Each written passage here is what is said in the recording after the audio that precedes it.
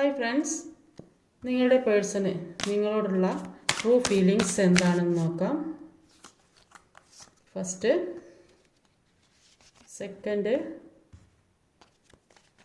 Third, അങ്ങനെ 3 cards വെച്ചിട്ടുണ്ട്. നിങ്ങളുടെ പേഴ്സണ് നിങ്ങളോടുള്ള ട്രൂ ഫീലിങ്സ് എന്താണ്, ഈ സമയത്ത് നിങ്ങളോടുള്ള ഫീലിങ്സ് എന്താണെന്ന് നോക്കാം. First card, second card, third card, അങ്ങനെ 3 കാർഡ്സാണ് വെച്ചത്. അത് സെലക്ട് ചെയ്യാം. സെലക്ട് ചെയ്തിട്ടുണ്ടോ എന്ന് വിചാരിക്കുന്നു. ഫസ്റ്റ് കാർഡ് എടുക്കുകയാണ്.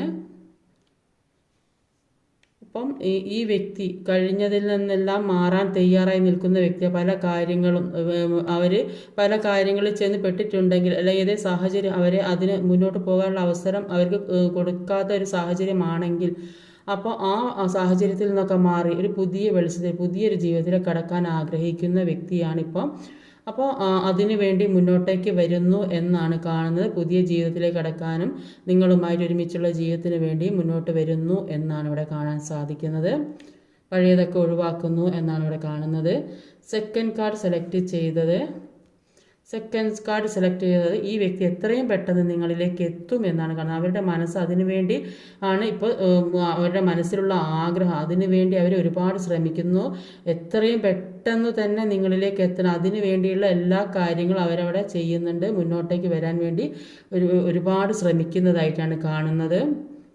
എത്രയും വേഗം നിങ്ങളിലേക്ക് എത്തും എന്നാണ് കാണുന്നത്. തേർഡ് കാർഡ് ഈ വ്യക്തി ഒരുപാട് വേദനിച്ചിരിക്കുന്നതായിട്ട് കാണുന്നത്. ഈ വ്യക്തി ഒരുപാട് വിഷമിച്ചിരിക്കുന്നു, മുന്നോട്ട് വരാൻ പറ്റാത്തൊരു സാഹചര്യമാണ്. അതുകൊണ്ട് തന്നെ ദുഃഖിച്ചിരിക്കുന്നു. ചിലപ്പോൾ അത് വീട്ടിലുള്ളവർ സമ്മതിക്കാത്തതോ അല്ലെങ്കിൽ മറ്റെന്തെങ്കിലും നിങ്ങളുടെ റിലേഷൻഷിപ്പിൽ മറ്റെന്തെങ്കിലും പ്രശ്നങ്ങളുണ്ടെങ്കിൽ മുന്നോട്ട് പോകാൻ കഴിയുന്നില്ലല്ലോ എന്ന് പറഞ്ഞാൽ ചിലപ്പോൾ സെപ്പറേഷനിലൊക്കെ നിൽക്കുന്നവരാണെങ്കിലും ആ ഒരു ദുഃഖാവസ്ഥയാണ് ഇവിടെ കാണാൻ സാധിക്കുന്നത്. അപ്പോൾ ഈ വ്യക്തി നിങ്ങളിലേക്ക് വരാൻ ഒരുപാട് ആഗ്രഹമുള്ള ഒരു വ്യക്തിയാണ്. ദുഃഖിച്ചിരിക്കുന്നതായിട്ടാണ് ഇവിടെ കാണുന്നത്.